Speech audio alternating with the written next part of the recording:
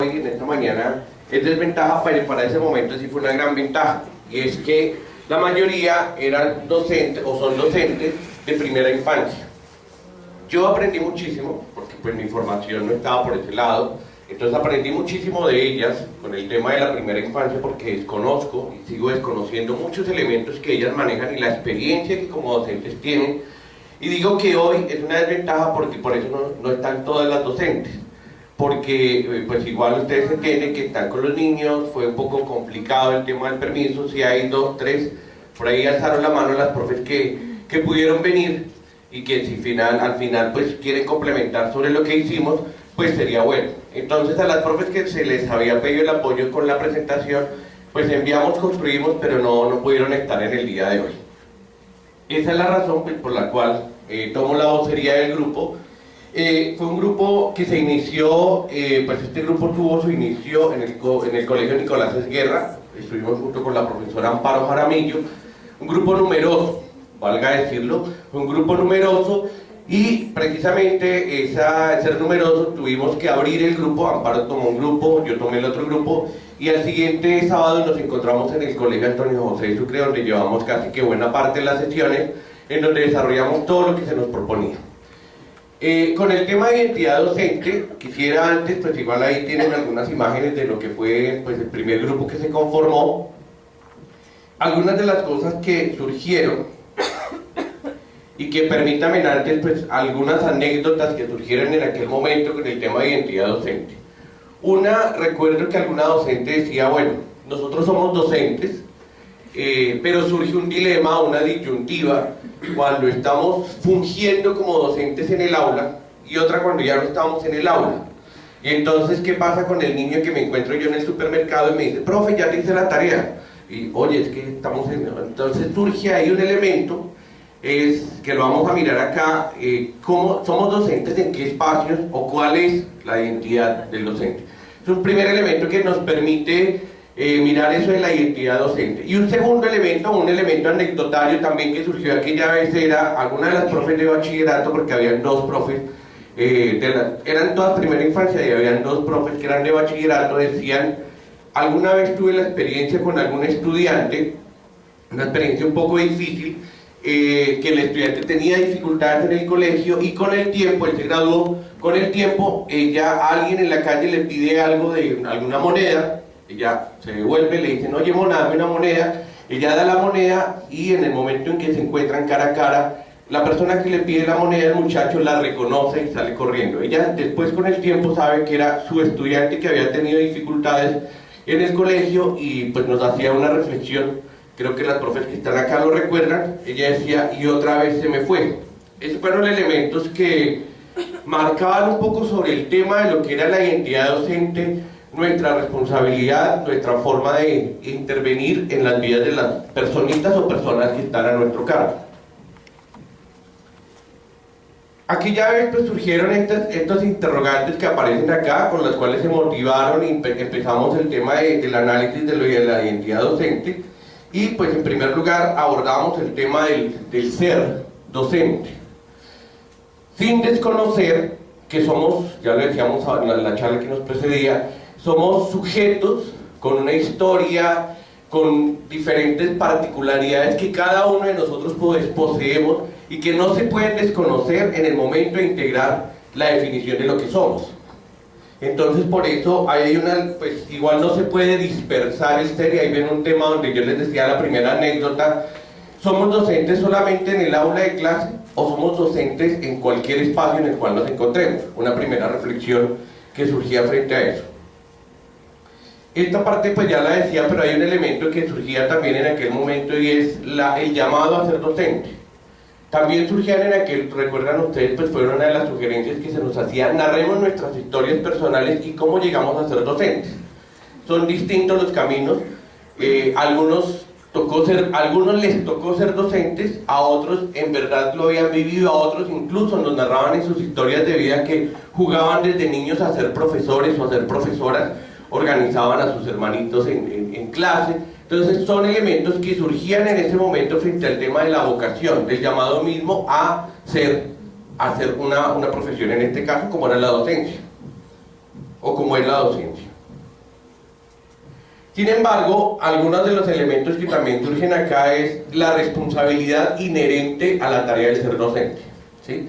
Responsabilidad que no se queda simplemente, ya pues está todo el tema que se va a manejar con la práctica pedagógica, con el contexto institucional, pero sobre todo en la responsabilidad que tengo de mantenerme actualizado, ya lo decían también en la charla anterior, porque mis estudiantes van más allá de lo que yo estoy pensando que debo darles. Incluso algunos de los elementos que insistíamos mucho allí era cómo contextualizar y cómo estar preparados.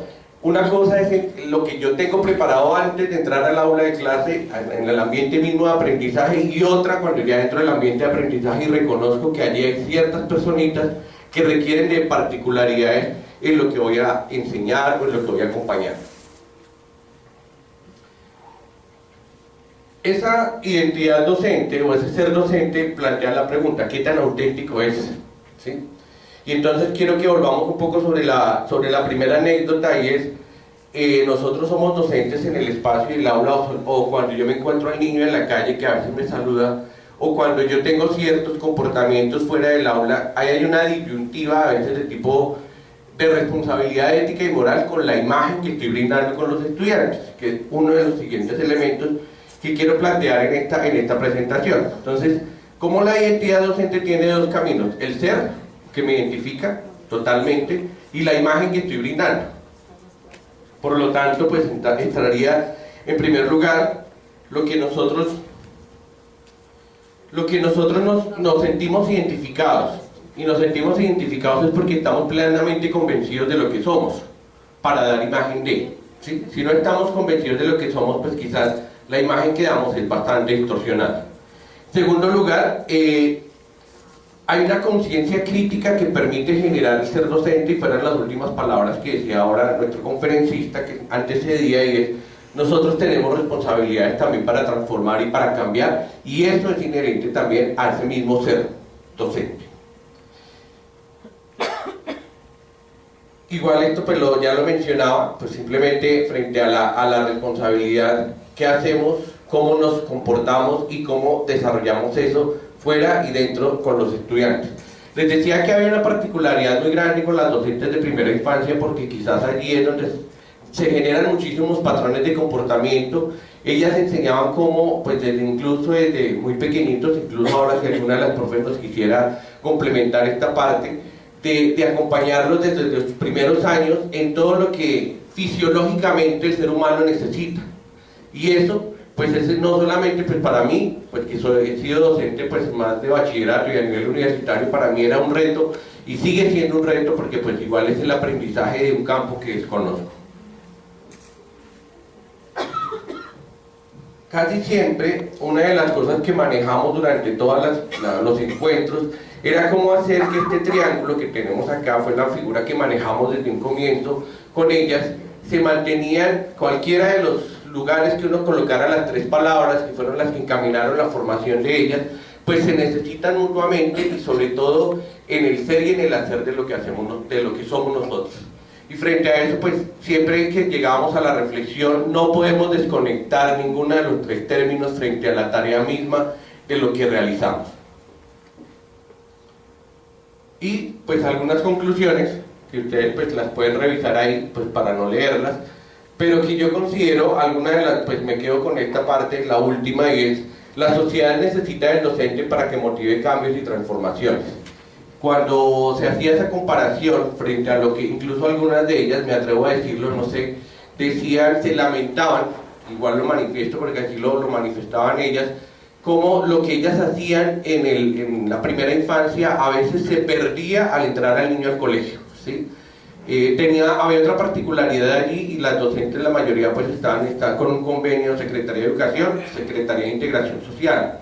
Entonces hubo muchísimos elementos que nos sirvieron de juicio cuando fuimos a hablar del contexto institucional, que no es el tema de hoy, pero que sirvió para analizar eso, o sea, cómo se encontraban también en una situación dilemática, y lo manifestó ahora la profe que preguntaba, y es cómo las políticas educativas limitan la acción pedagógica y limitan el ser del docente, ¿no? Pero que de todas maneras pues sigue siendo necesario el docente para esos cambios.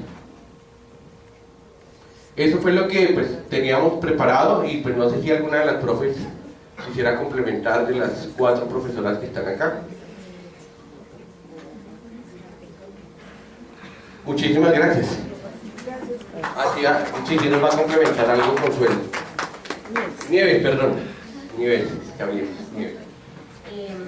Pienso que el trabajar esta experiencia con el profe nos permite realmente sentarnos a reflexionar cómo estamos llevando esas prácticas pedagógicas al contexto del niño, si realmente lo estamos haciendo bien o, como decía el conferencista, no limitarnos de pronto, sino buscar salidas. De pronto yo decía esto, ¿por qué? Porque el estar uno viviendo en ese contexto con el niño realmente es donde uno sabe lo que está sucediendo, qué nos limita y qué no nos limita. Entonces, de todas maneras, yo siempre he sido una persona, una maestra que ha luchado porque sus niños y niñas tengan una excelente formación desde sus inicios. Este año siempre he trabajado con niños de 3 a 5 años, ya llevo mucho tiempo y la lucha ha sido esa, el cómo el niño aprenda a partir de su cotidianidad, de su contexto, de sus intereses, porque pienso que de ahí parte todo, esa formación hasta la adultez. Tutora del grupo número 3 en la localidad de Tunjuelito. Estamos trabajando en el colegio Rafael Uribe. Primero que todo quiero agradecer a todos los docentes que están hoy aquí. Nuestro conferencista anterior cerró, creo que muy bien, ¿no?, todo lo que hemos venido diciendo en las sesiones. Creo que nos ayuda muchísimo y nos ha aportado muchísimo con todas las inquietudes que han habido en las sesiones, y la verdad es que el trabajo que hemos venido haciendo ha sido muy bueno. Sobre todo quiero agradecer a los docentes del grupo 3. Yo desde un principio les he dicho que si han estado en estas sesiones es porque son docentes comprometidos, dedicados, pero sobre todo docentes con voluntad y con los deseos de querer transformar, ¿cierto? Y con el sentido de darse en cuenta que son docentes que siguen en formación, que son docentes que no han tenido ningún proceso terminado y que tienen la esperanza de que algún día logren transformar toda su práctica educativa y todo lo que están haciendo en la escuela. En ese sentido le voy a dar paso al profesor Oscar Betancourt, quien nos va a explicar lo que hemos venido haciendo dentro del grupo. Muchas gracias. La verdad prefiero sin micrófono, no sé si al fondo me escuchan. Gracias. Muy amables. Bien, quiero empezar con una pequeña frase de Jean-Paul Sartre, porque esta frase de una u otra forma determina parte de una de las conclusiones a las que hemos logrado llegar en el grupo. Uy, con música de voz. Digamos que para empezar en nuestro grupo hay diversidad en términos de primera infancia, básica, primaria, educación de bachillerato media. Lo segundo es que tenemos diversidad en género, no como el profe que afortunadamente era bendito entre las mujeres. Nosotros sí somos un poco más diversos en ese sentido. Y lo tercero es que estamos en la localidad de Tunjuelito, pero realmente somos docentes de 4 localidades: Ciudad Bolívar, Usme, Tunjuelito y Rafael Uribe. La frase de Jean-Paul Sartre dice: nadie es como otro, ni es mejor ni es peor, es otro. ¿Listo?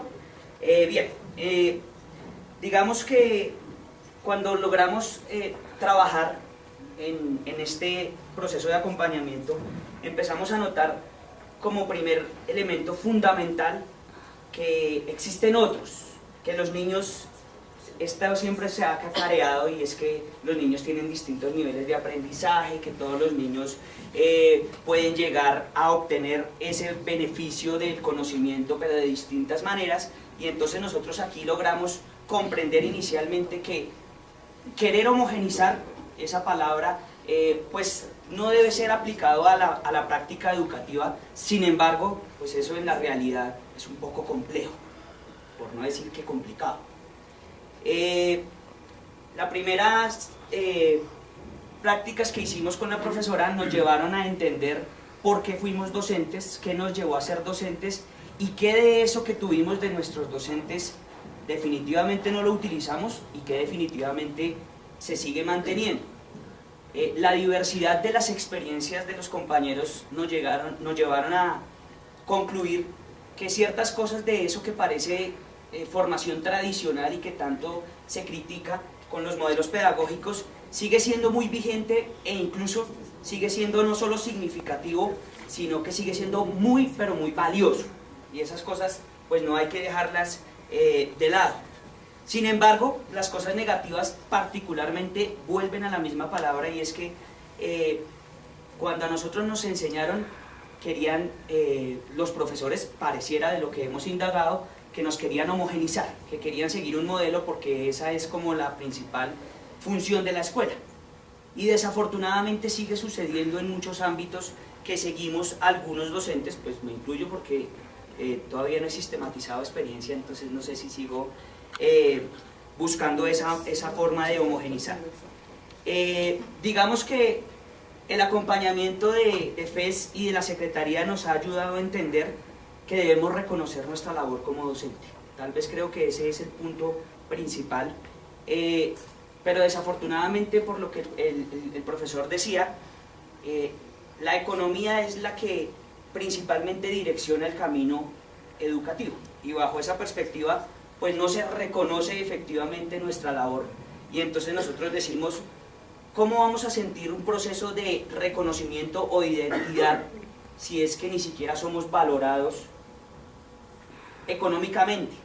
Digamos que socialmente pareciera que todavía hay un proceso, pero ni siquiera es porque nos den nuestro real valor en la sociedad como formadores, sino que en esta tónica de el querer fiscalizar, el querer controlar socialmente a los otros, pues hemos entrado en esa tónica de que nos sentimos más que acompañados para que nos reconozcan nuestra labor, vigilados, ¿sí? Y entonces eso ya trae otras implicaciones.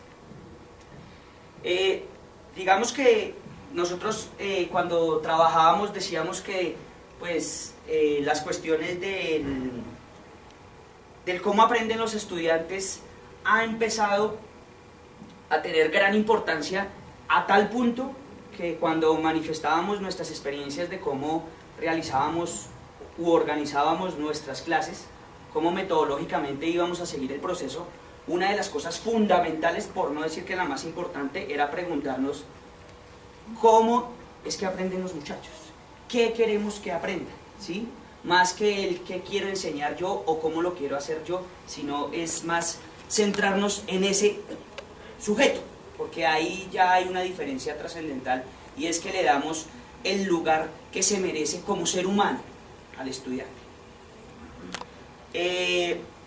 Pues digamos que en esa planeación pues había variaciones, obviamente, porque en primera infancia tal vez lo principal son las dimensiones de los estudiantes, y digamos que en otros procesos, en otras etapas, tal vez como el bachillerato, el interés particular del docente no se centra única y exclusivamente en esas dimensiones, sino también en el saber que al final el muchacho logre adquirir y que sea capaz de demostrar, y que eso parece una práctica bastante tradicional, ¿sí? Que yo estoy ni siquiera evaluando, sino que estoy calificando, pero en la práctica, en la realidad, eso sigue sucediendo, mayoritariamente, ¿sí? Digamos que una de las conclusiones principales a las que hemos logrado llegar en estas sesiones es que el docente debe tener la capacidad de ser reflexivo. ¿Y qué significa ser reflexivo? Que sea capaz de, primero, mirar su práctica, entenderla, comprenderla, valorarla en su real dimensión y transformar lo que considera inadecuado y potenciar lo que ha hecho bien. ¿Esto para qué? Para que el estudiante se vuelva crítico.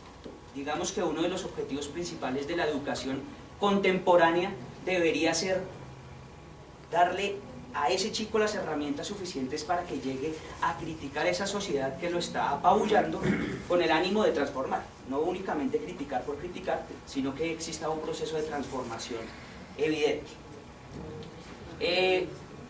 Digamos que en relación a lo que yo incluso le preguntaba al profesor en lo que tenía planeado decir hoy, y tiene relación con lo que Jean-Paul Sartre dice, lo que hay que reconocer son esas otredades, y las otredades no son solo los chicos, sino las otredades somos nosotros, ¿sí? Y entonces yo insisto en que no debemos generar o querer buscar una identidad docente, una identidad como pedagogos, sino que debemos valorar las identidades que tenemos, las identidades que confluyen en nuestro entorno escolar, en nuestro territorio, porque nosotros no estamos solos allá y esas otras experiencias de los otros también son absolutamente valiosas. Digamos por último que del proceso de acompañamiento, yo creo que es muy valorable el hecho de que la Secretaría de Educación se esté empezando a pensar que hay que hacer un acompañamiento efectivo a los docentes para que ellos se logren enamorar de esta vaina. Porque desafortunadamente el profe utilizaba la palabra frustración y yo utilizo otra que es la palabra desesperanza. Desafortunadamente nosotros cuando llegamos allá a la realidad, pues nos estrellamos y feo. En la universidad nosotros no nos enseñan cosas tan simples como manejo de grupo. Y uno llega allá y se estrella muy duro. Y en la cuestión de ese proceso formativo yo diría que la mayoría de las cuestiones que nos suceden a los docentes son más frustrantes que alentadoras. Y por eso yo insisto en que las pocas cosas positivas que nos pasen, nosotros debemos aprovecharlas, besarlas, amarlas, quererlas, todo lo posible, porque realmente, siendo muy sincero, pareciera que en esta descomposición social en la que nos encontramos cada vez van a ser más las frustraciones y las alegrías van a ser menos. Entonces nosotros debemos aprovechar esas alegrías y potenciar eso para que nuestra práctica sea muy positiva. Y lo último, este proceso de acompañamiento sentimos, no sé si estoy hablando por todos mis compañeros, pero particularmente en la última sesión yo quedé con la inquietud de que definitivamente tenemos que sistematizar, ¿sí? Porque no es suficiente con hacer un proceso de catarsis, que es en lo que se convierte en todas estos procesos de acompañamiento, en todas estas conferencias, y uno viene y se queja y se lamenta y dice las cosas positivas que tiene su institución, lo que tiene usted como bueno y malo como docente, pero ya. Y definitivamente sí es necesario sistematizar toda esta serie de experiencias para que los profesores que vienen detrás de nosotros conozcan, y los que están a nuestro lado también, sean capaces de entender que los contextos son distintos, ¿sí? Pero que ciertas cosas de esos contextos a nosotros realmente nos pueden servir. No quiero ser, digamos, ¿cómo llamarlo? Lambón, perdónenme la expresión, pero definitivamente sí estoy convencido que la Secretaría de Educación tiene que jugársela no solo en este espacio, sino aún más para empezar a acompañar a los docentes, no solo el día de la posesión o el día que nos dan una charla hartísima que no nos da nada, sino que debe ser mucho más eficiente, como creo que efectivamente se está empezando a hacer, pero debería ser mucho más extensa, y no solo para los que inician, sino que para los que ya llevan tiempo, hay que motivarlos. Bueno, es un gusto compartir hoy con ustedes básicamente las experiencias de mi grupo, ¿no? De un grupo de docentes, de maestros y maestras comprometidos con su labor, ¿sí? Porque efectivamente lo que la profesora Nuri menciona, este proceso de cualificación es un proceso en el cual requiere vocación y compromiso, ¿sí? Entonces, bueno, quiero compartirles un video donde efectivamente presenta pues algunos registros fotográficos del proceso y unas menciones de allí, pues, de todas las experiencias como tal. No sé si alguno de los docentes desea compartir alguna percepción del grupo o... Sí, bueno, profesor Armando, gracias. Y profesor Donaldo. ¿Quién más lo quiere? Buenos días a todos. Buenos días. Pues queremos compartir una experiencia. El grupo trabajó una primera parte, ¿no? Y luego este año ingresaron nuevos miembros, por eso estamos acá, 2 personas distintas. ¿Qué les puedo decir yo sobre la identidad docente? Recordando de pronto una lectura que nos mostraron y un marco histórico de la evolución del maestro, más o menos desde la época de la colonia hasta nuestros días. Bien, cuando hicimos ese trabajo en el primer grupo, Buenos días entonces. Vamos a recordar un poco lo que hicimos con el grupo número 4, localidad 18, Rafael Uribe, y hay otra localidad, Localidad 15, había Tunjuelito y también localidad localidad de Sucre. de Tunjuelito y localidad de Sucre. Bien, entonces queríamos decir que en un primer momento nosotros hicimos la lectura que nos correspondía, había un marco histórico y hay una experiencia de vida de una docente que nos comunicaban en esa sesión. Cuando hicimos la socialización de las distintas personas que estábamos allí, encontrábamos que de alguna manera todos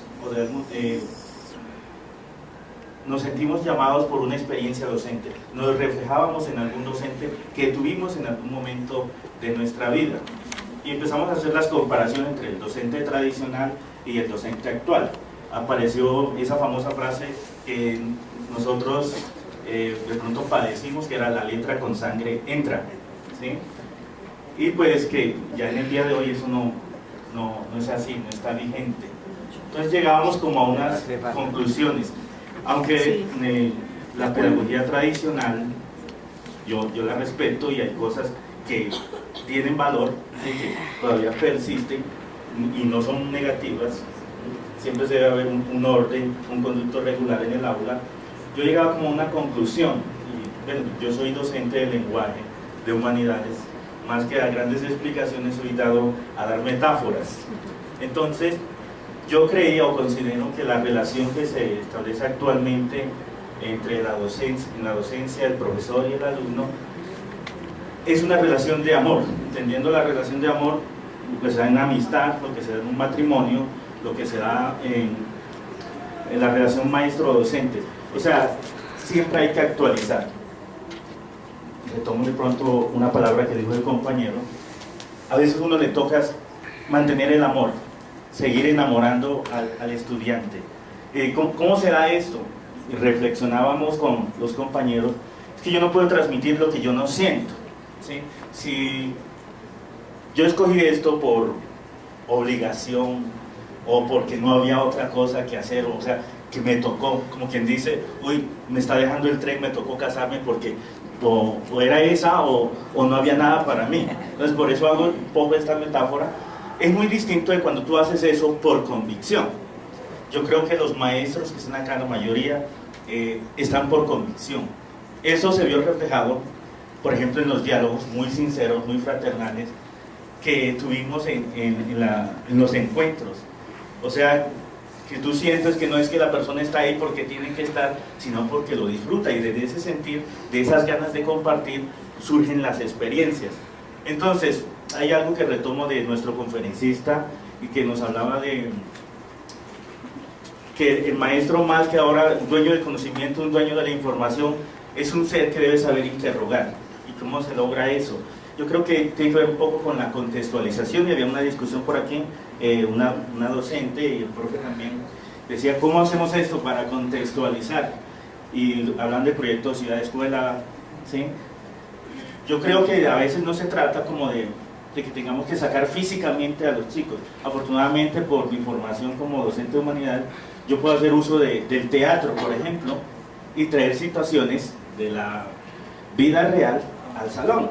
Coloco un ejemplo breve para enseñar argumentación, una interpretación literal o propositiva.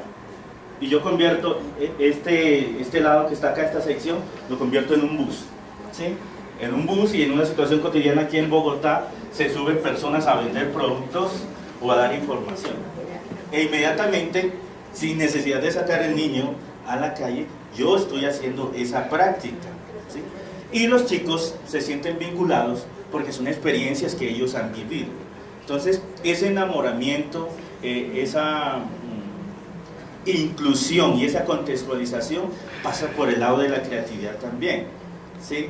Bueno, no sé, de pronto habría que pensarlo para las otras asignaturas, cómo se defiende, pero yo creo que es positivo estos encuentros que hemos tenido. Me gustaría que, como dicen, se sistematizaran esas experiencias y que eso no quedara como que aquí, ¿sí?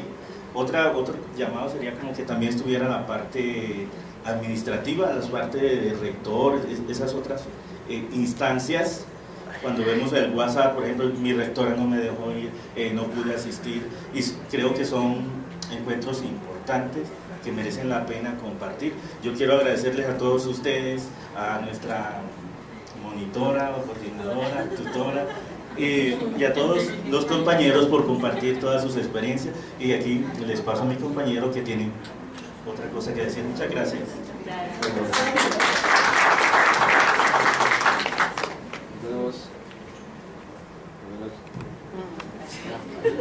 Hola, muy buenos días para todos.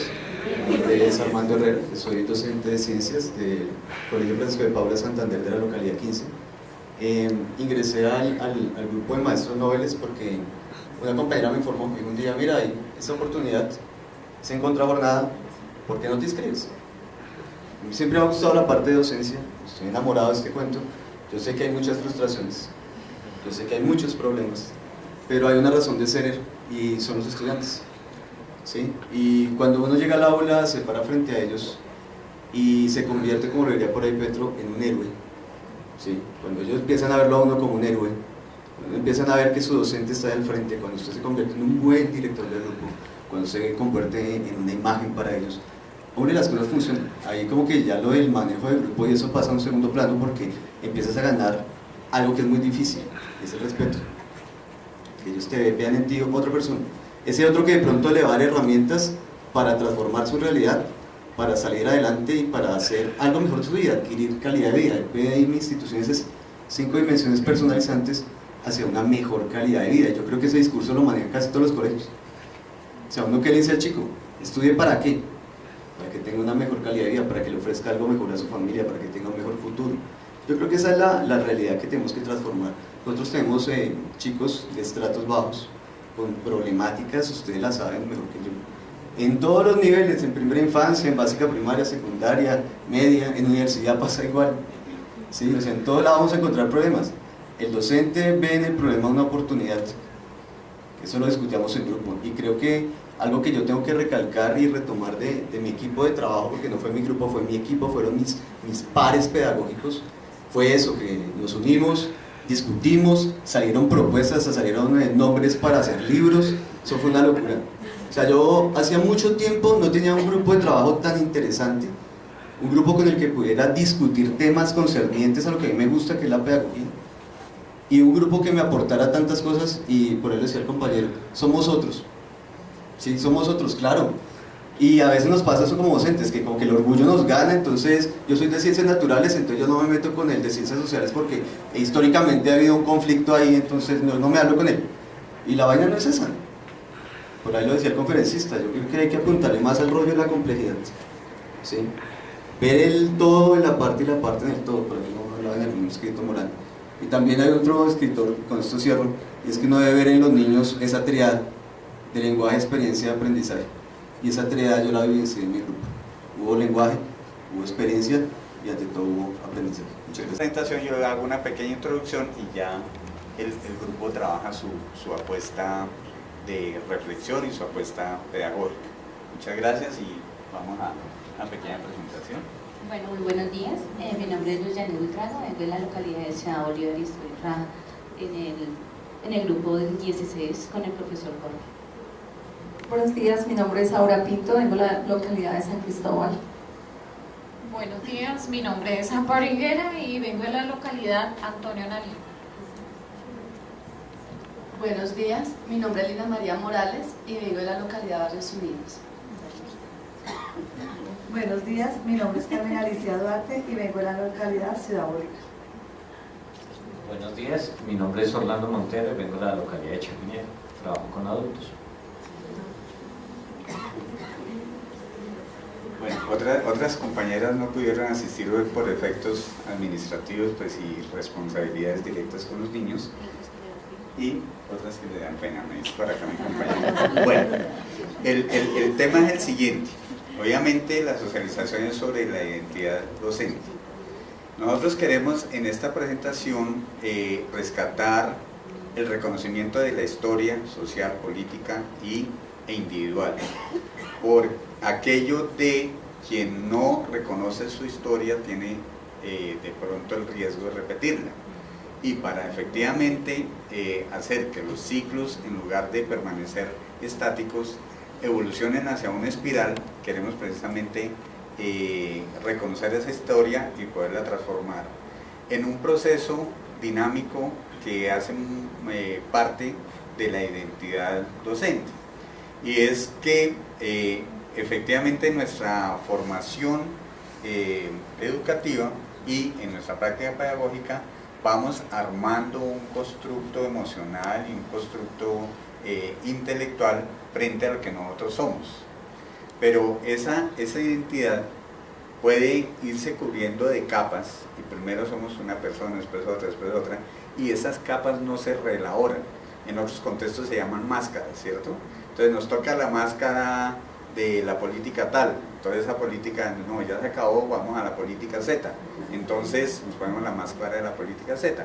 Entonces la idea es que la construcción nuestra debe transgredir esas máscaras para efectivamente mostrarse como lo que nosotros somos. Y lo que nosotros somos a partir de nuestra práctica y de nuestro saber, que esencialmente es pedagógico. Dentro de esa pedagogía es posible construirla individualmente, es muy difícil. Cada uno, podemos decir, cada uno en su aula puede llegar pues, a construir su propia identidad, pero si esa identidad no está en contrastación con otras identidades, es una identidad pues, que se pierde y que se termina repitiendo lo mismo. Entonces, después de 18 años de experiencia hacer lo mismo, pues como que hemos perdido el tiempo y no hemos evolucionado nuestra identidad. El otro aspecto es que entonces en ese proceso hay una sujetación. Vamos quedando atados a unos patrones culturales, políticos, normativos, y entonces terminamos sin saber quiénes somos. Para que eso no nos pase, tenemos que generar una conciencia crítica, una desujetación de ese proceso. Y eso es lo que vamos a mostrar en el grupo el día de hoy.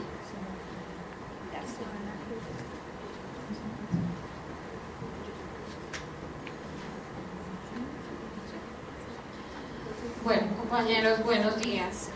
Continuando con el trabajo de socialización, queríamos compartir que en el grupo iniciamos la reflexión teniendo en cuenta, como ya lo dijo el profesor, unos referentes sociales, políticos e históricos que forjan la identidad del docente colombiano. Esos rasgos o referentes le otorgan unos aspectos muy particulares que son la base de la práctica y de la acción social. Están descritos, expuestos de manera cronológica, pero pues la idea no es interpretarlos así, porque el proceso no es simplemente continuo y de llenar espacios, ya que nuestra práctica es muy variada, ¿no? Y es todo lo que estamos expresando, manifestando el día de hoy. Recordando historia, hacia el siglo XVII, entre el siglo XVII y XVIII, surge como tal el oficio del maestro, una educación basada en ese momento en la fe cristiana, en el ejercicio del control, el dominio del pueblo. Accedemos a las ciencias, las artes y la cultura.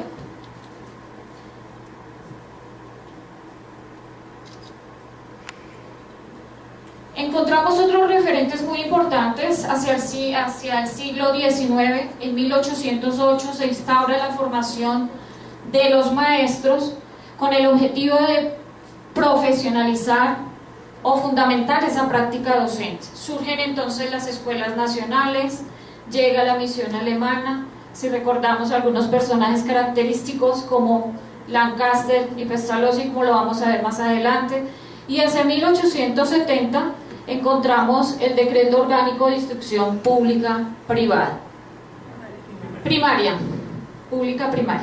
Hay una relación ahí bien importante y unos debates muy particulares que todos recordamos, el debate de la escuela laica versus la escuela católica, y la cuestión era la labor del maestro, que en ciertos momentos fue ejercida por los curas debido a la hegemonía de la iglesia en ese momento. Finalizando este siglo, la iglesia asume toda la carga de la educación y nos encontramos entonces entre 1821 y 1870 con dos personajes muy particulares. Hablamos de la influencia de dos métodos. Pestalozzi, Je suis de la Suisse. ¿Es que vos parles francés? Ah, bueno, entonces ahorita les voy a hablar en español. Bueno. Good morning. Good morning. My name is Lancaster, Joseph Lancaster. Do you speak English? No. Igual, voy a hablar en español. Okay. Los 3 pilares o símbolos que tiene mi metodología son la mente, que se relaciona con la razón para que el niño aprenda más fácilmente, el corazón, somos de la pedagogía del amor, se relaciona con el afecto que debe haber de los docentes hacia los niños y el afecto que deben hacer desde la familia, que es bien importante, ya que la madre es la gestora de que el niño se relacione mejor con la sociedad. Y la parte de la mano, las manos, que representa la capacidad y el desarrollo motriz de los niños y niñas. Es muy importante nosotros estar ubicados dentro de la formación desde pequeños en los niños, que ellos aprendan también a lo que ellos estudian, pagarlo ellos mismos con un trabajo. Entonces se divide la formación académica también con el trabajo. Bueno, los 3 principios de Lancaster, de Joseph Lancaster, era, como lo decimos ahí, la letra con sangre entra, la labor con dolor. Son 3 principios de obediencia, disciplina y control. Él siempre debía ejercer el control sobre sus estudiantes y sobre las personas que él tenía en ese momento a cargo.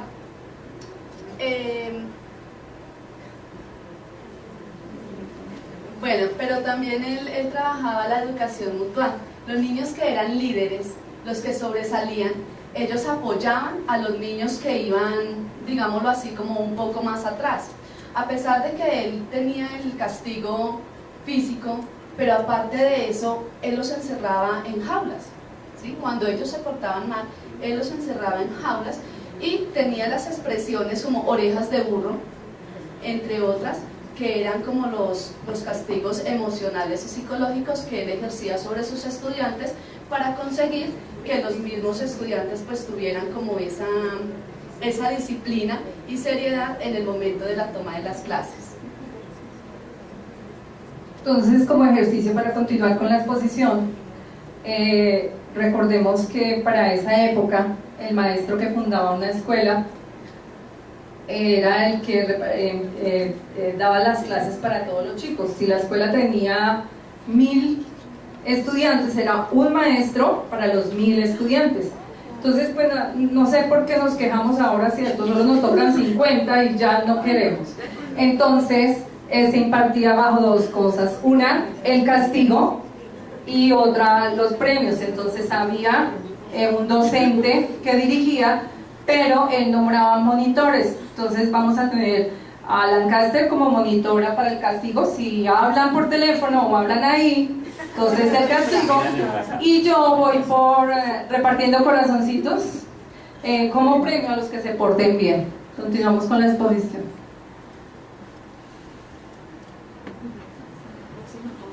Siguiente.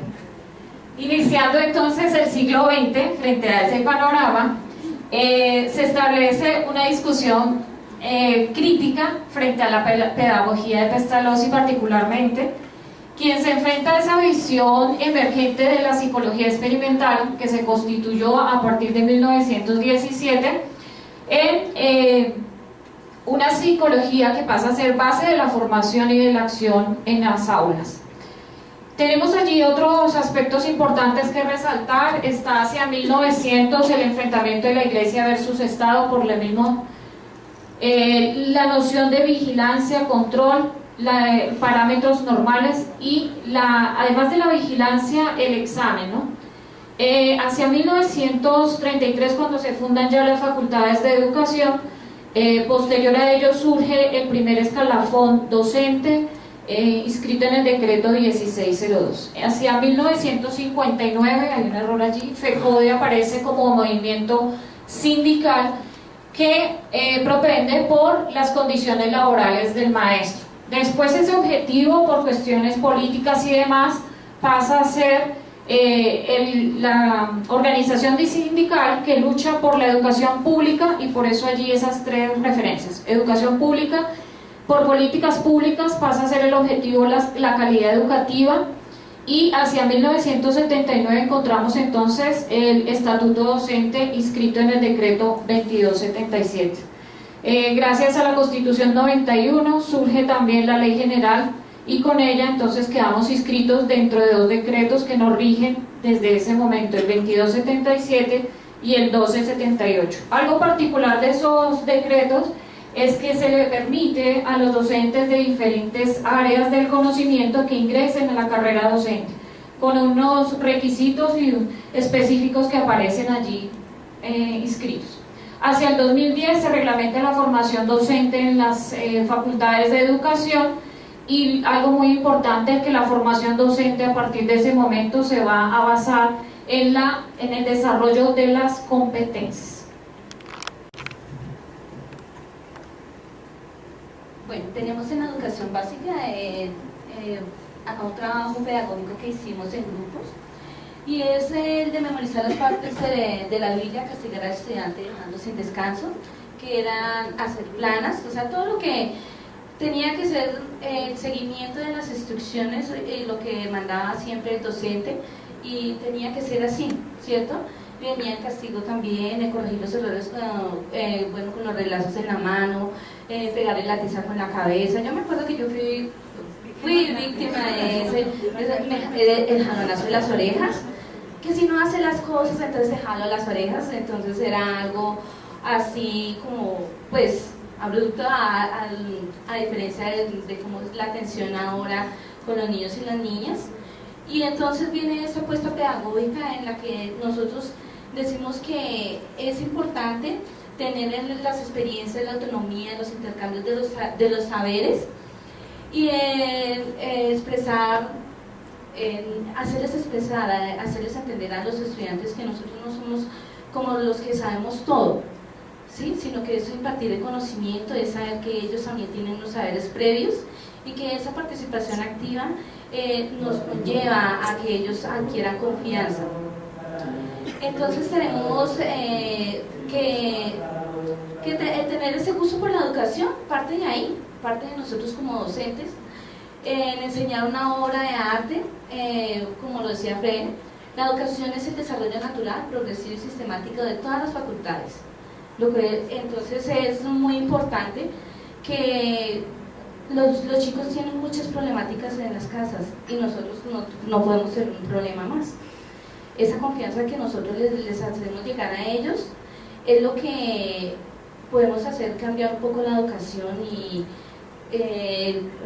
teniendo en cuenta el entorno social en el que viven, en el medio, pero nosotros no hacerlos aislados, sino que nosotros nos influyamos en esa parte de ese desarrollo que decía la compañera. Somos diversos, somos pensamientos distintos, y en lo cual nosotros tenemos que aceptar las realidades como las vivencias de todos los entornos.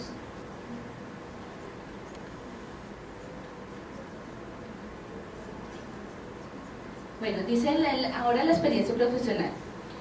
Entonces, hay una frase muy bonita que dice: un niño que no se siente querido difícilmente puede ser educado.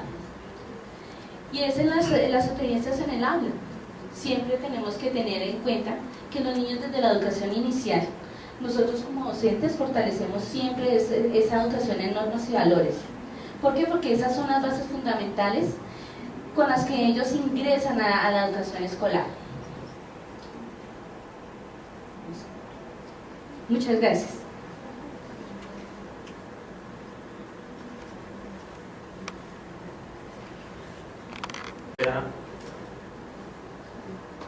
¿Qué esperar de los docentes en la época contemporánea?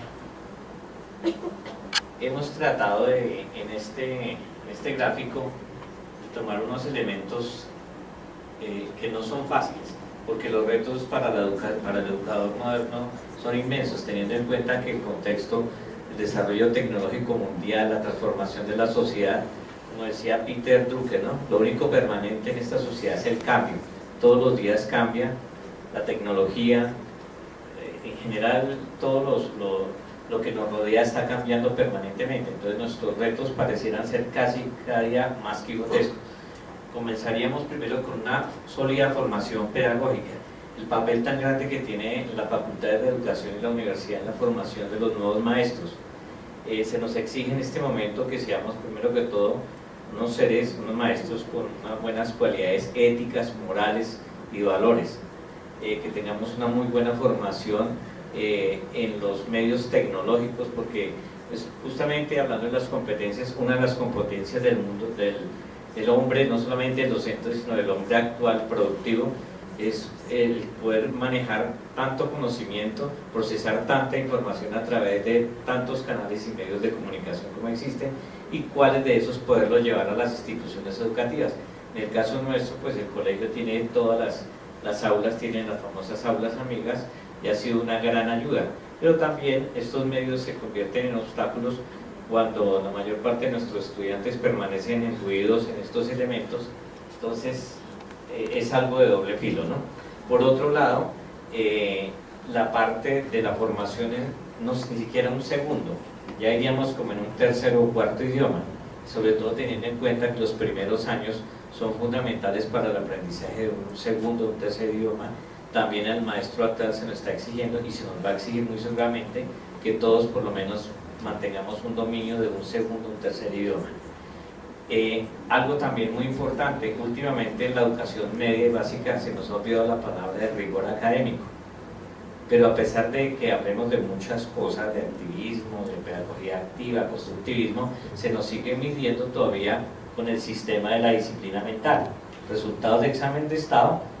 Quien accede a esos resultados puede acceder a una buena universidad, a una buena institución educativa. Puede que yo tenga muchas otras cualidades como deben ser, pero si sencillamente no tengo buenos resultados en pruebas a ver, pues pareciera ser que no soy nadie, ¿no?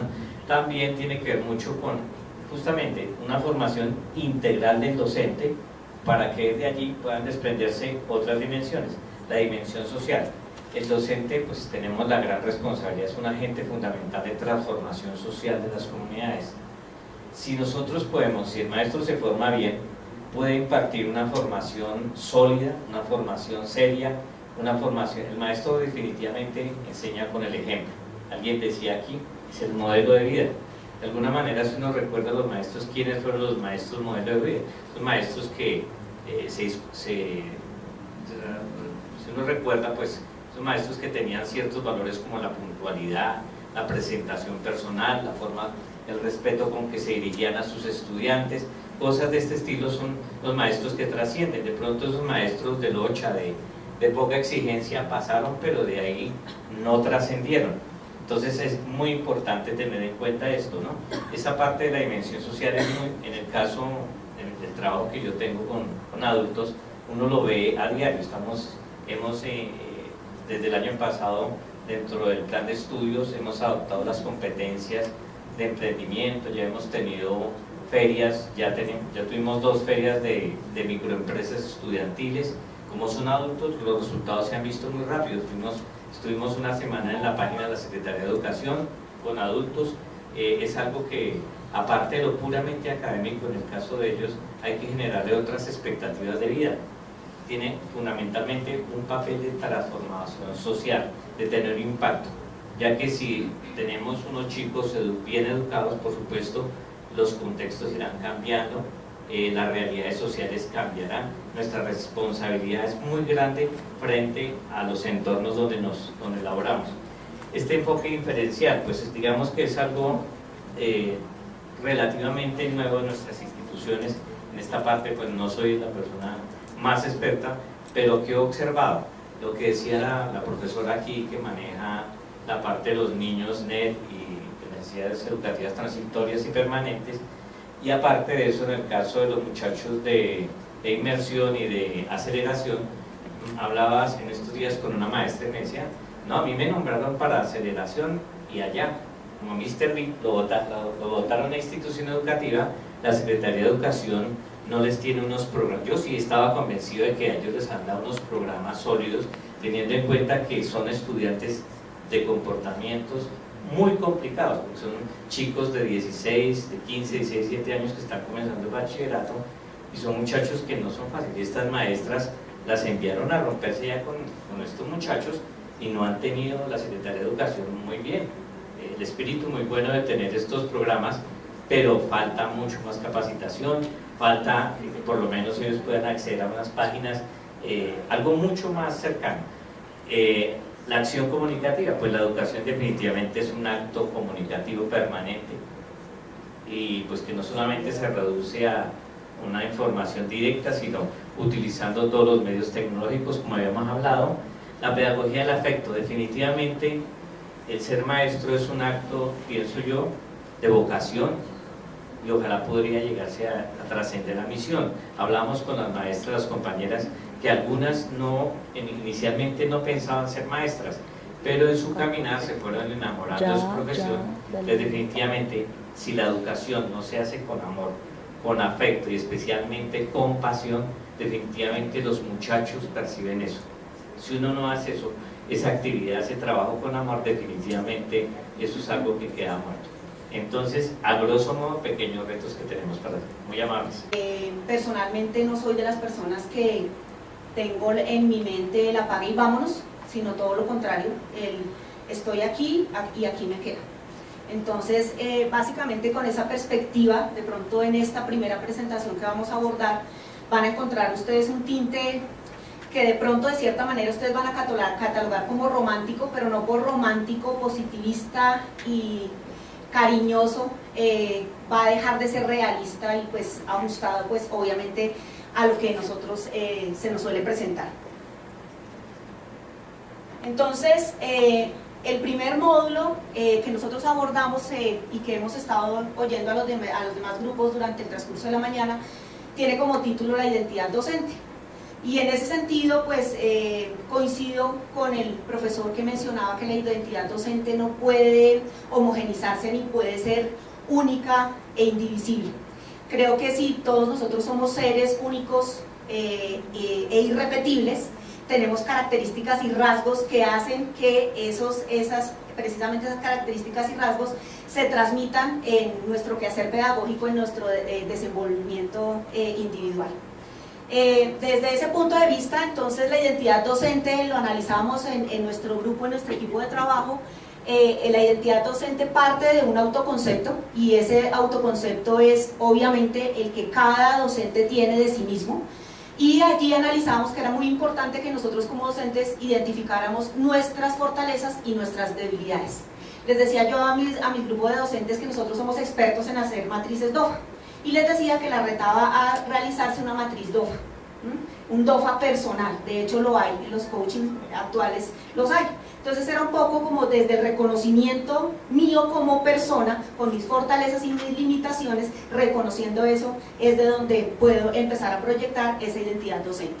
Posteriormente, pues obviamente la identidad docente tiene que ver con el concepto que tiene la sociedad de nuestro desempeño docente, y pues ahí a lo largo de la mañana hemos escuchado de los demás grupos que encontramos pues un reconocimiento, digámoslo de alguna manera leve en la sociedad, con unos ires y devenires, con una frase muy popular que nos suele traer a cada uno de nosotros, y es que pues esta es una profesión en donde uno no encontraría muchos reconocimientos. Entonces, desde ese punto de vista, el concepto que tiene la sociedad también hace mella en esa identidad docente, para bien o para mal.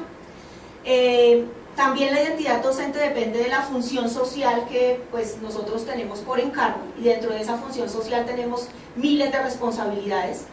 A lo largo de la mañana también hemos escuchado a los diferentes grupos en donde para nosotros no es desconocido que hoy en día ser un docente es ser un superhéroe. De hecho, mi grupo de docentes, una de propuestas creativas para plasmar las características del docente en la actualidad, escogió el realizar el afiche del Superprofe.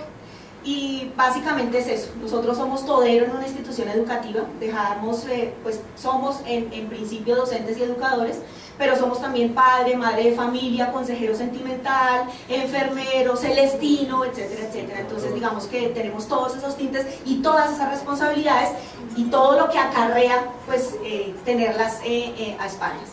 Y finalmente pues la identidad docente es un concepto que pues está establecido, que se contempla en las políticas educativas que marquen el curso de la historia en un momento determinado. Un primer ejercicio era realizar una línea de tiempo individual que posteriormente se compartía con el grupo de docentes y se elaboraba una línea de tiempo colectiva. ¿Cuál era el propósito de esa línea de tiempo colectiva? Era identificar marcas que nos habían dejado esos diferentes momentos en la historia de vida personal y profesional. Desde allí pues viene una gran serie de anécdotas que manifestaron mis docentes respecto a cómo había sido su trasegar en la educación primaria, cómo veían a esos docentes con ese amor, con esa entrega, con ese cariño y entrega que hoy en día prevalece, gracias a Dios. Una incursión a la educación media y a la educación superior, en donde pues ya llegan otros roles, otras responsabilidades, y una experiencia laboral que, como ya todos nosotros lo hemos mencionado, dista mucho de la formación que nosotros nos dieron en la universidad. Entonces básicamente el grupo concluyó que aquí es supremamente importante la práctica por encima de todas las teorías y todo lo demás que pues hemos aprendido a lo largo de los años. En esta primera sesión, digamos que dejamos dos conclusiones como grupo, y es que la elaboración de las líneas de tiempo individuales y colectivas permitió realizar un recorrido sociohistórico de la función del maestro y a la par analizar el desarrollo de la experiencia profesional de las docentes noveles, identificando el impacto de esta en la práctica actual. Cada una de esas experiencias que ellas han tenido han marcado, para bien o para mal, el desarrollo en su desempeño profesional como tal hoy en día. Y finalmente una frase: el oficio del maestro ha cambiado radicalmente con el tiempo. Miramos allí unas palabras bien importantes. El oficio del maestro ha cambiado radicalmente con el tiempo en relación con sus fines políticos, con su importancia social, económica y cultural, con el tipo de conocimientos y de valores que imparte en un momento determinado. En nuestra sesión 2, entonces, que tiene como título Dando sentido a nuestro quehacer educativo, pues darle sentido a ese quehacer educativo, pues parte de las experiencias de las maestras, pues nosotros hicimos un breve resumen de lo que implicaría, de las características que deben estar implícitas en la labor docente actual. Entonces partimos de un dúo de palabras bien importantes, que es el educador reflexivo, que a lo largo de la mañana también hemos estado pues abordando y analizando. Las características del educador reflexivo hoy en día: parte del autoconocimiento, como ya lo mencionábamos hace un momento, ser consciente de las fortalezas y debilidades que se tienen no solamente como persona, sino también como profesional. Tiene otra característica muy importante, y es que la labor educativa debe ser un acto de constante introspección, de reflexión crítica, de conciencia y de convicción. Por supuesto, pues este acto educativo no puede darse sin un comportamiento ético que implica toda la parte axiológica de valores: el respeto, la responsabilidad, la rectitud, las 3 R's, la equidad y la transparencia. Y por otro lado, la perseverancia, en aras de que, como lo mencionábamos en la mañana, pues muchos de nosotros tenemos impregnado, debido a todas esas situaciones que se han presentado a nivel social, político y cultural, tenemos como impregnada cierta desesperanza. Entonces para nosotros era importante como grupo establecer que la perseverancia es supremamente importante, dada desde el punto de vista de pues, una de las lecturas que abordábamos en una de las sesiones, y es que con hacer mella y con lograr transformar un solo individuo, una sola personita a la cual nosotros estemos, un solo niño, un solo adolescente, con eso ya podemos estar un poco satisfechos. por supuesto también la creatividad, la innovación y pues si ustedes ven allí en el costado derecho, una característica importantísima del docente actual, consideramos nosotros como grupo que es el de tener un poder transformador. Y ese poder transformador pues está desde la investigación-acción. Pues a lo largo también de las charlas en la mañana mirábamos que es supremamente importante para nosotros sistematizar nuestras prácticas educativas, pero pues adolecemos nosotros los docentes, somos muy buenos de palabra, pero poco dados a escribir. Entonces uno de los retos que yo le proponía a mis docentes era que empezáramos a escribir esas experiencias significativas. Un poco la angustia de las docentes es cómo sistematizo, cuáles son los pasos para hacerlo, cómo organizo mi investigación, siendo que la investigación es algo como que involucra tantas tareas y tanta rigurosidad. Entonces les decía yo que lo importante era empezar a hacer la tarea desde el registro de experiencia cotidiana, ¿cierto? Y después podríamos irlo formalizando poco a poco. Entonces, una de las tareas que ya ellas tienen, porque les mencionaba que en este proceso de formación docente no nos podemos quedar simplemente con venir, asistir a los encuentros de formación, participar en la plataforma virtual en los diferentes foros, intercambiar ideas y etcétera, sino que adicionalmente debe quedar un trabajo que debe sostenerse a lo largo del tiempo y ese trabajo es ya ellas tienen desde la anterior sesión. Espero el otro jueves encontrarme con grandes preguntas que ellas están haciendo. Ya tienen que identificar un problema latente que se les presente en su aula que estén atendiendo o en su institución educativa y vamos a empezar a mirar cómo empezar a realizar esa investigación. Como resultado de todas esas características del educador reflexivo y si en realidad se llevan a la práctica, entonces pues vamos a encontrar prácticas pedagógicas transformadas, renovadas, innovadas, que van a revelar y que van a demostrar el verdadero compromiso que tienen los docentes con sus estudiantes, del docente con la educación, para dejar realmente huella en la sociedad. Muchas gracias. Tutora Clamara dijo, mi nombre es Diana Páez, yo soy docente de la localidad de Bosa.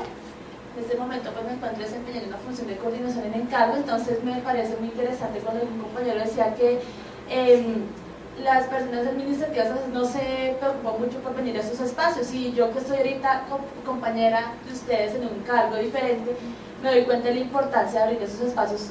Entonces pues trato de hacerlo en mi colegio y pues aprovechar todo eso porque me parece que eso nos empodera a nosotros como maestros. Y nuestra función política es clara, no es de partidismo ni de arengas únicamente con el sindicato, sino de realmente saber cuál es nuestra posición en la sociedad y por qué somos maestros. Bueno, nosotros entonces pues lo que hemos trabajado en el grupo de la localidad de Bosa ha sido un ejercicio muy interesante. Pues yo lamentablemente no pude asistir a unas sesiones porque tengo un problema de salud, pero he estado muy comprometida leyendo y haciendo mis tareas. Y pues a mí me causa mucha curiosidad, yo soy maestra de Ciencias Sociales y soy politóloga, ver cómo hay un afán de los compañeros de otras áreas de formarse políticamente. Y eso me parece que tiene que ser un derrotero de todos los maestros, ¿sí? A veces confundimos el concepto de política de Aristóteles como bien común, como sociedad, con el ejercicio electoral. Y eso ha hecho que nosotros perdamos muchas de nuestras reivindicaciones sociales y nuestra función social es empoderar. Y empoderar es dar las herramientas para que el otro construya. Y esa es nuestra función en la escuela. La excusa es el conocimiento, pero nuestra primera labor es esa. Entonces, en ese sentido, primero, pues, en esa identidad docente tenemos que reconocer nuestro quehacer, como lo decía la lectura del profesor Alejandro Álvarez, que fue una de las que estamos trabajando en el módulo, como un oficio. Y un oficio que compromete el acompañamiento de la vida, el caminar con el otro. Y ese otro son los niños, niñas y jóvenes. Y como les decía, tenemos que tener como excusa el conocimiento. Nosotros no podemos seguir siendo maestros que pretendamos ser disciplinarios en los colegios. Yo escuchaba mucho ahorita la intervención que hizo la profesora de la pedagógica, cómo nos volvemos islas. Entonces yo soy de sociales, usted de matemáticas, usted de biología, y no hay una comunicación y el conocimiento no es partido. Nuestros niños no piensan en un momento matemáticas, en un momento sociales. Y eso sí también una falta de, digamos, de compromiso de nosotros. A veces somos muy celosos con lo que conocemos y nos falta tener de verdad este trabajo colaborativo, como nos decía la profesora. Bueno, el segundo punto que coloco ahí es ser docentes por antonomasia, una posición política. El concepto de antonomasia es ligado a que no es, el ser docente por sí mismo es que usted ya tiene un compromiso político, ¿sí? Y el compromiso político, la política la tenemos que entender como discurso, como diálogo, como reflexión, como creación. Esa es la política y eso es lo que hacemos todos los días en nuestro quehacer en el aula. Esa es una de las cosas que tenemos que seguir luchando por el espacio político de la escuela, por la oportunidad de vernos con los 40, 45 niños que nos toquen en las aulas, porque eso es lo que hace realmente de sujetos. Y nosotros tenemos que leer con mucho cuidado las políticas que se están dando, eso de las tablets, de la educación virtual, lo que está haciendo es despolitizarnos. En un momento entonces nosotros no vamos a ser necesarios en la escuela, porque el niño va a tener la tablet y ya está Google.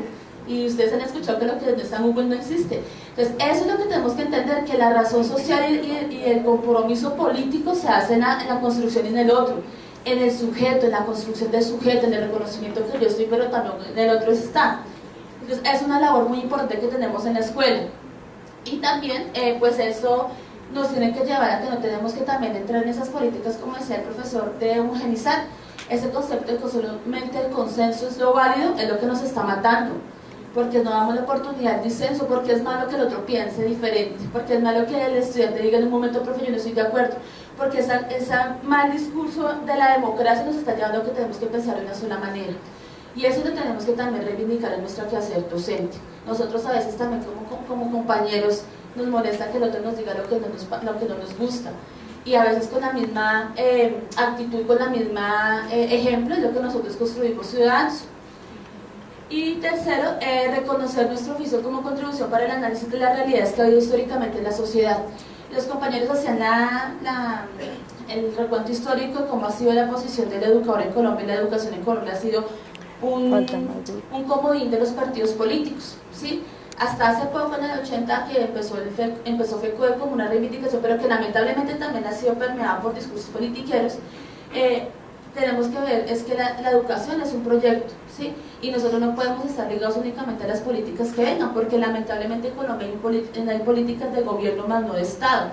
¿Con qué quiero decir eso? Porque cambia el gobierno y cambia la política, y nosotros no podemos seguir siendo los educadores comodines para eso, ¿sí? Nosotros tenemos que seguir con nuestra función. Es muy diferente, y con mucho respeto a la Secretaría, pensar si es del nivel central a lo que nosotros nos toca vivir todos los días en las escuelas. Es muy diferente.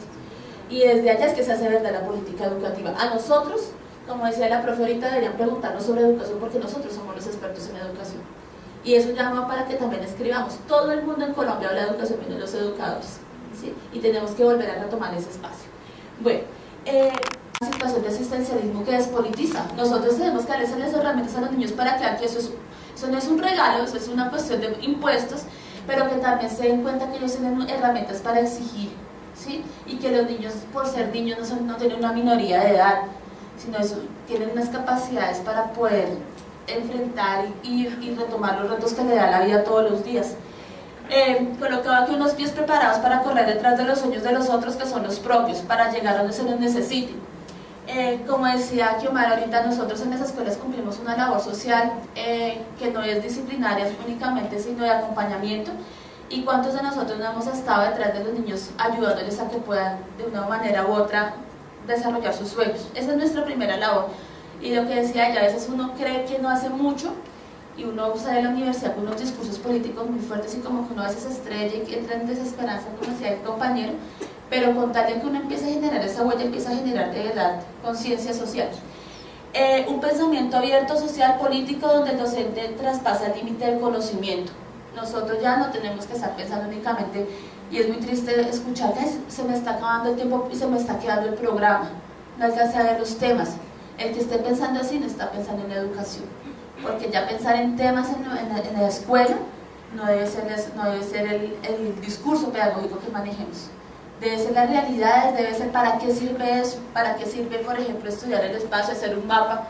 Si el niño no entiende eso, va a aparecer, luego les digo, otras herramientas como el Google, donde les van a hacer de manera más fácil ese conocimiento, ¿no? Y qué clase de conocimiento y de verdad les está vendiendo los medios de comunicación. Y por último, manos después de acompañar procesos de vida, trabajar y dejar huella en la sociedad. Uno de los ejercicios más bonitos que hicimos fue pensarnos qué maestros nos habían dejado huella.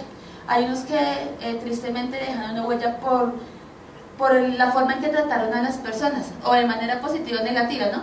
Entonces nosotros, ¿qué clase de huella queremos dejar a nuestros estudiantes?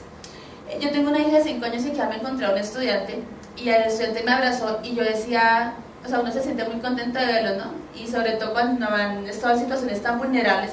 Y mi mamá me decía, mami, ¿por qué ese señor te abrazó? Entonces yo le decía, es que fue un estudiante mío. Me decía, ¿un estudiante tuyo? Yo le decía, sí, mi amor, era un estudiante. Y le decía, el mejor premio que uno recibe de maestro es cuando se los encuentra y están bien. O sea, yo creo que ese es el mejor premio que uno tiene y dice, oiga, valió la pena lo que hice con ellos. Y por último, mi contexto institucional. Esa es una foto de mi colegio cuando llegamos. Nosotros llegamos en el 2010 y se dan cuenta difícil la situación. Nos molestaban que una del equipo pedagógico eran las botas pantaneras y sí, era duro, pero era interesante llegar allá. Yo creo que Odio lo coloca donde tiene que hacer alguna función. Y entonces decía que en el caso, por ejemplo, del contexto institucional, nosotros tenemos tanta importancia. A veces nosotros, o a veces no, en la realidad nosotros pasamos a ser la única presencia material del Estado. Los únicos que llegan a esos contextos tan difíciles son los maestros, ¿sí? Y es más bonito que la presencia material del Estado seamos nosotros y con el respeto de los que tengan diferencia con mi pensamiento, no un CAL, no la fuerza pública, sino la fuerza del lápiz, del marcador. Eso es lo que tiene que llegar. Entonces, en ese contexto, pues nosotros decimos que los colegios digitales se han vuelto la única presencia del Estado, donde la comunidad encuentra un espacio donde las necesidades se escuchan, las puertas se abren y los procesos pedagógicos se intentan aterrizar en el día a día a las situaciones reales que se viven, sin indicar eso que no se den en menor medida las herramientas para la vida. Entonces es importante que esa palabra contexto tampoco se vuelva un cliché, es que el contexto, porque entonces con esa palabra les queremos justificar que no lleguen las políticas, que no lleguen los recursos. Los recursos son necesarios para materializar las políticas. Si bien es cierto, el contexto es muy difícil, no significa que la educación para los niños sea menos, sea educación para pobres. Entonces hay que tener cuidado con ese contexto y entender que nuestra labor es importantísima. En mi colegio se llama Kimi Perniao Micó, es un nombre raro porque es un líder indígena en Vera que fue asesinado por Mancuso. Él luchó por la reivindicación del agua, de los recursos naturales, y él fue asesinado porque él denunció Urra 2 era una gran represa que se iba a crear. Entonces a él lo asesinan y cuando Mancuso es capturado él confiesa, pero antes de que a él le exijan que diga dónde está el cadáver, él lo manda picar y lo bota al río Sinú. Entonces, como nuestro colegio queda en el territorio Muisca de Bosa, por eso lleva el nombre del gran Kimi Perniao Micó, defensor de los derechos humanos. Lamentablemente en este país casi nadie lo conocen más en Canadá. Entonces, creo que ese nombre nos implica a nosotros un compromiso, ¿sí?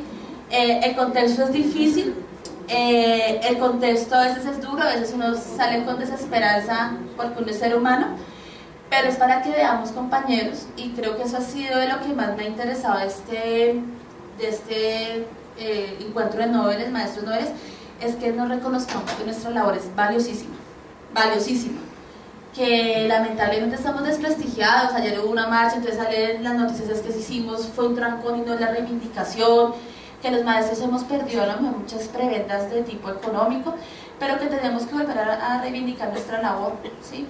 Y que nuestra labor es tan importante que cualquiera no la puede hacer. O sea, esto no es que cualquiera venga y diga que es pedagogía, es como si nosotros llegáramos y le dijéramos al doctor cómo operar, pero eso implica es que nosotros amemos esto, porque el discurso a veces lamentable es que yo me metí eso porque me tocó, o entré al distrito porque me da una cierta estabilidad, y entonces eso hace que se pierdan las esperanzas, y esto no es fácil. El que crea que por ser educador va a ser rico, pues estamos como un poco mal, pero ricos en alegrías y en bendiciones sí vamos a ser. Entonces pues yo les agradezco, y pues ese es el trabajo de la localidad de Bosa, una localidad que es un poquito estigmatizada, pero que hay mucho potencial de nuestros estudiantes, de nuestras maestras y de nuestros maestros. Es un placer poder estar aquí, y como siempre hablamos de diversidad, entonces no pasó todo el grupo, porque es que esto es un homenaje a esos docentes. Esta línea de tiempo es un homenaje a cada uno de ellos, porque nosotros somos el único grupo que ya terminamos.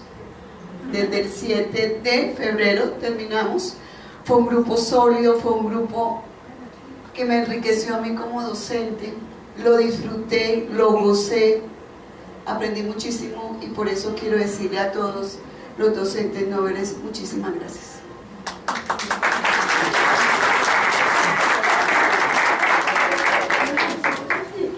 Bueno, esto es la recopilación de lo que todas las huellas de todos los profesores, es como esa síntesis, ese resumen y ese trabajo tan excelente que siempre se caracterizó en el grupo 1. Conociendo nuestras huellas de identidad, línea de tiempo.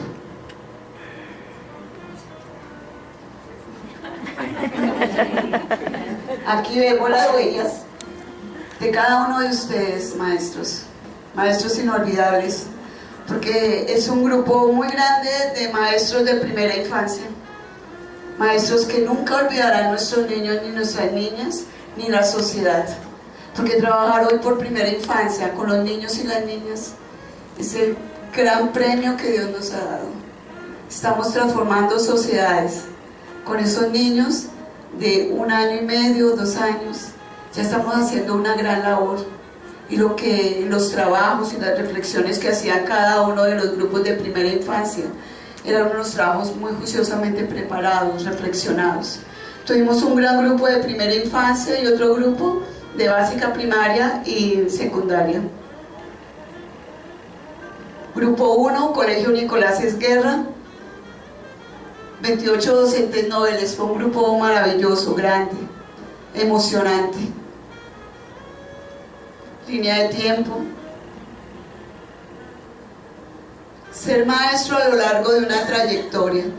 Elementos clave en la configuración del maestro como profesional a partir del vínculo de su historia de vida con la historia de vida del maestro en el país. Es lo que nos propone este trasegar con docentes nobles.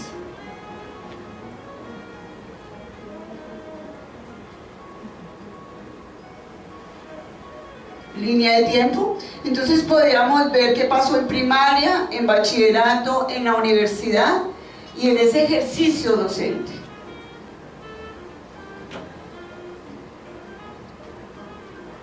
Primaria, veíamos que muchos docentes nos contaban de la desprotección de los alumnos por parte de la maestra en sus primeros años. ¿Esto qué generó en ellos? Inseguridad personal muy grave en los niños de primaria, en esos niños que están empezando a vivir, a creer en el otro. Esa inseguridad mata sueños. Sigamos. Docente comunal carácter. ¿Qué produce esto? Miedo y bloqueo, tanto emocional como académico. Hoy en día, con las inteligencias múltiples, vemos cómo esta parte emocional, esta inteligencia emocional hoy, tenemos que revisarla nuevamente. Cuando yo como docente hoy no tengo el ánimo para estar con mis niños y mis niñas, como una sola palabra o una simple mirada afecta a ese niño y a esa niña. Docente poco afectivo. Se anula la creatividad, no existe la autonomía ni la participación. Clave para que un niño de verdad, cuando un niño pierde esto, estamos perdiendo a un ser humano. Las emociones negativas interfieren con el aprendizaje de las personas. Richard Davidson. Y vemos algo a Goldman en la inteligencia emocional. La inteligencia emocional permite tomar conciencia de nuestras emociones y comprender los sentimientos de los demás. Qué verdad y qué necesidad tan grande tenemos de vivir con los niños y las niñas, cada momento con ellos, sus sentimientos, sus debilidades, sus tristezas, pero también sus alegrías. Y vemos qué acontecimientos influenciaron a esos docentes. La creación del estatuto docente, obviamente, y el movimiento pedagógico de Colombia, que decía que la educación pública y el saber pedagógico lo propicia el maestro. Se iniciaba ya este movimiento pedagógico dejando atrás de pronto todo este drama, este conflicto, este dolor, para que las sociedades fueran dejando un poquito esa castración mental en donde la creatividad no existía. En bachillerato, la educación religiosa juega un papel importante en la disciplina del estudiante. Vemos cómo ya mucha formación, la formación generalmente era los religiosos. ¿Qué traía eso? Se aísla al alumno y se promueve la clasificación de los alumnos en buenos y malos. Fue de pronto un abismo muy grande cuando, y lo dijo esta mañana la profesora Gloria, cuando clasificaban los buenos y los malos, los burros atrás y los que servían adelante. Cuando uno lo ponían de burro atrás, ahí se quedaba y no podía salir. Sí, eso era muy grave. 7 por 3, no podía decir uno, lo pasaba ante una vez a la fila del burro y ahí se quedaba. Sigamos. Reconocimiento del alumno como ser importante que fortalece la autoestima. Ya en séptimo, en octavo, noveno, se veía que ya los profesores como que empezaban a reconocer los niños. ¿Y qué pasaba con eso? Se generan vínculos afectivos con los docentes. Ya se va desbloqueando el temor y la inseguridad. Porque aquí podemos nosotros analizar que nosotros podemos tener mucho conocimiento, ser maestros, tener especializaciones, pero si nosotros no amamos, si no estamos comprometidos con cada uno de esos niños, ¿para qué los títulos? La ciencia sin conciencia debe desaparecer, porque primero está el ser, y nosotros partimos de una base emocional. Ya en 11 decían varios docentes que había cambiado la relación, ya se generaba una buena relación maestro-estudiante e interés del maestro por sus alumnos. Con la elección del personero se dieron muchas transformaciones en las personas, porque empezaban a tener un respeto por el docente, porque ese docente ya respetaba al alumno, lo valoraba y lo reconocía. Admiración y deseo de seguir sus pasos. La elección da liderazgo, propicia la participación y una visión del mundo más propositivo. Y aquí es donde nosotros siempre seguiremos reconociendo que cada uno de nuestros niños y nuestras niñas y adolescentes son valiosos. Y que pese a todas las dificultades que tienen, más tenemos que acogerlos para que ellos se sientan respetados y valorados por su maestro. Así él empezará a creer en sí mismo, a tener una confianza, una autoestima. Veíamos que todo el bachillerato estaba enmarcado en ese constructivismo, como con Vygotsky, Ausubel, Piaget y Brunner. Personajes que todos tenemos que estar reconociendo, vivenciando, estudiando y sacarle al máximo qué era lo que ellos vivenciaron desde sus experiencias y por qué crearon esas teorías tan maravillosas y por qué la educación es un construir desde lo que sé, desde mi conocimiento, desde mi vivencia, no de la vivencia del docente.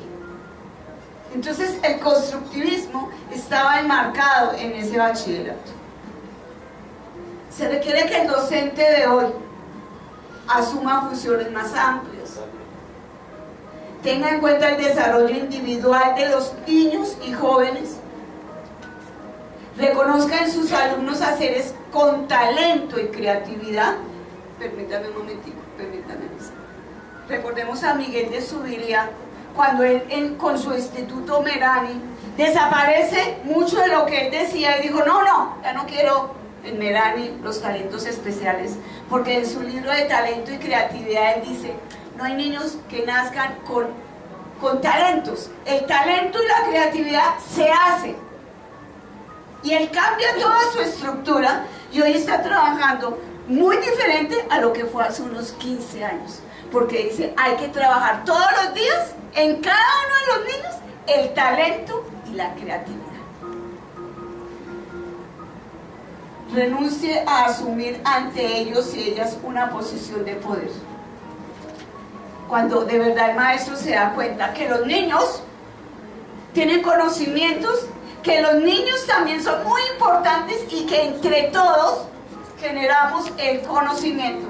Para mí, desafortunadamente, la palabra dictar desapareció hace siglos, porque estamos construyendo con ellos, desde los niños. El poder del maestro desaparece, pero qué rico. Yo vengo de dar un taller en Mosquera a maestros de competencias ciudadanas, y lo que ellos me decían esta mañana, me decían: Amparo, se habla de competencias ciudadanas, de respeto, de autonomía, pero cuando ese directivo no me respeta ni me valora como docente, ¿cómo voy a hacer eso yo con los niños y las niñas? Yo pienso que la movilización y el empoderamiento en nosotros como docentes es para decir: no más, aquí nadie tiene el poder es el conocimiento, el poder es la transformación, el poder es cada uno de nosotros, desde nuestro rol. Necesitamos maestros que asuman la importancia de implementar un ambiente de convivencia para que las niñas, niños y jóvenes se reconozcan como actores de su propio desarrollo. Eso es vital. Si nosotros no lo reconocemos, no estamos haciendo nada. No podemos seguir esperando a que cambie. ¿Cambie qué? Si nosotros no empezamos a visibilizar qué es la formación día a día en las aulas. ¿Qué son nuestros niños y para qué están ahí? Para aprender matemáticas. Fíjense que ahorita hay programas en donde los niños pequeñitos, yo tengo un nietecito de 15 meses y él ya coge el teclado y hace así y coge el mouse. 15 meses. Ustedes se pueden imaginar niños de 8 años cómo cogen con propiedad un equipo y pueden ver todos los países de Europa, África y Asia. La esencia de la educación es la transformación del ser, es que aprendamos a ver en convivencia, es aprender cada uno desde un pensamiento crítico y reflexivo, y eso se da simplemente con un trabajo colaborativo, como nos lo estaban diciendo esta mañana. Universidad, lo hemos repetido, incoherencia entre teoría y práctica. La relación maestro-estudiante es de poder, de temor, inclusive en la universidad. Muchos maestros decían que tenían respeto por el docente, por su conocimiento y su rol, y que también tenían imitación de los aspectos positivos y muchas veces de los aspectos negativos de los maestros. Miramos a Freire, que es como, para mí es el fans. La educación no cambia el mundo, cambia las personas que van a cambiar el mundo. Yo les invito a que sigamos leyendo más sobre Freire,